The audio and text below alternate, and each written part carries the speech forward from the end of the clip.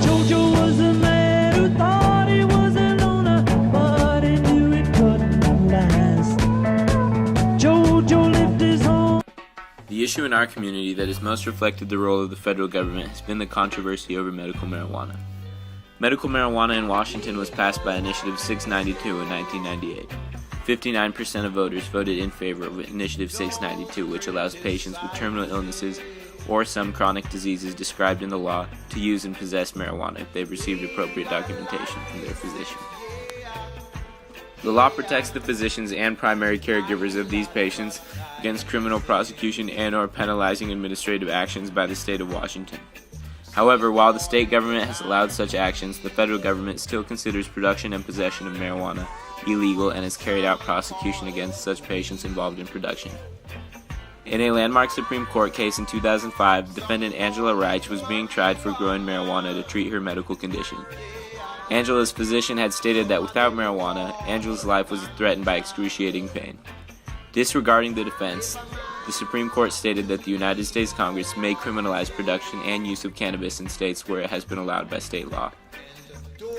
In a dissenting opinion, Justice O'Connor, nominated by Ronald Reagan, stated that she believed federalism promotes innovation by allowing for the possibility that a single courageous state may, if its citizens choose, serve as a laboratory and try novel social and economic experiments without risk to the rest of the country. Justices Clarence Thomas and William Rehnquist, both considered conservatives, agreed with the dissenting opinion with their belief of expanding state and local powers. Liberals, such as President Obama, have also spoken in favor of medical marijuana in states for qualifying patients. It's an issue of doctors prescribing medical marijuana as a treatment for glaucoma or as a cancer treatment. I think that should be appropriate because there really is no difference between that and a doctor prescribing morphine or anything else. Medical marijuana organizations such as the Hemp and Cannabis Foundation have opened clinics in the state of Washington hoping to help patients acquire that legal documentation necessary to acquire marijuana. But even though Obama has said that he would not use law enforcement to punish marijuana using patients and closing legal dispensaries, the DEA has closed marijuana dispensaries outside of San Francisco since then, as shown on CBS 5 in San Francisco. The DEA supported its actions by stating, in San Francisco, and this comes just days after the Obama administration suggested that it would ease up on such actions. Agents flooded Emmeline's medical cannabis dispensary. Joe? Well, Ken, there are limited federal resources. That's what the Attorney General said just 7 days ago. Well, and that seemed to indicate they were going to back off raids of pot clubs. Well, today, they raided this one. Cannot come in this place. I'm not being violent. I just want to know why you guys are doing this. In a written statement, the DEA special agent in charge said, quote, "We believe there are not only violations of federal law, but state law as well. As of now, we are prohibited from releasing further details of the case." the obvious question is, should the federal government be able to punish patients and physicians using and prescribing marijuana if they are acting in accordance to state law? As an activist and founder of the Hemp and Cannabis Foundation, Mr. Paul Stanford has been an opponent to the use of federal powers. Hi, I'm Nick Ometa, and I'm here with Mr. Paul Stanford, the founder of the Hemp and Cannabis Foundation. And today I'm going to ask him some questions and hopefully learn a little bit more about federalism and medical marijuana in the state of Washington.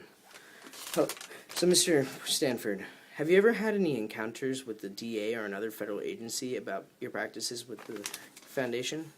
Well, as a matter of fact, we received a subpoena from a DEA investigation. It was a grand jury subpoena out of the Eastern District of Washington back in 2007.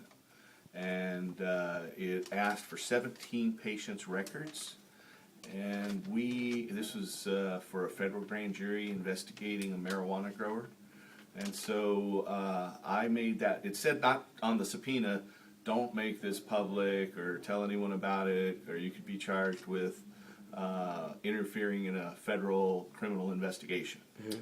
So I talked to my lawyer, and the next day I had a press conference announcing it. Mm-hmm. The day after that, I was contacted by the American Civil Liberties Union, and they brought in a team of lawyers to help us fight that. And in the end, we had a order from the Chief Judge of the Eastern District of Washington quashing that subpoena, which is very rare because grand juries have extraordinary powers. And the judge said that under normal circumstances, in his order, which I recommend you read, it's on our website at hemp.org if you scroll through the medical clinic site. In his order, he said that under normal circumstances, these records could be ordered produced, but that given that our clinic represented the implementation and therefore the success of the state medical marijuana law, our clinic's records were protected, and he quashed the subpoena. So we didn't ever have to produce anything, and that was the end of that. It established a precedent that still holds to this day, almost 4 years later. Yeah, that's great. So we had a direct clash. Do you believe that the federal government's role in medical marijuana should be diminished? Yes, there's a bill that's been introduced for the last 2 congressional sessions by Barney Frank. 31 different representatives supported that to have the federal law changed so that it will allow medical marijuana to be used. The federal government has a scheduling of drugs called the Controlled Substances Act, and it keeps marijuana in Schedule 1, saying it has no medicinal benefit. And that's clearly not true. It's very dishonest of the federal government to say that. And so, but because they say it, a lot of people, doctors too, believe it.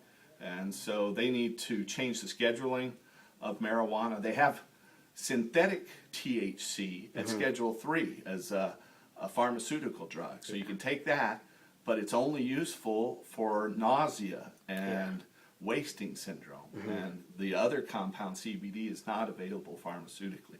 So the federal government should legalize it and withdraw from several international treaties that the United States spearheaded to control drugs. And so why do you support medical marijuana? Well, we see how dramatically it helps a number of different patients. Most of the chronic pain patients who come to see us have, through traditional medical practices, been addicted to narcotics. After doctors prescribe these drugs for a week or more, patients become addicted, and then they're labeled drug seekers, so they're treated arbitrarily. The United States Controlled Substances Act is Title 21 of the Federal Code, or 21 U.S.C. Section 903 of that says that state law supersedes federal law when it comes to drug policy. So in most cases, federal law trumps state law, but the Federal Controlled Substances Act at 21 U.S.C. 903 says explicitly that state drug laws supersede federal ones. Okay. Thank you for all this information today. It was very nice meeting you. Sure, it's nice to meet you too. Glad we can help. Yes. I want to give you just a little bit more detail. Through this case, we want to answer the question that I think a lot of us have about the whole medical marijuana controversy, which is why, if we have doctors in now 11 states, 10 almost, I think the 11th state is about to come online, where this is legal under state law. We have doctors and patients who are very clearly aware of and have shared their experiences about the benefits of marijuana for some of these medical conditions. Why, with nearly 80% of the people in our country in favor of patients being able to access medical marijuana if their doctors say that they should have access to it, why don't we have marijuana as a medicine?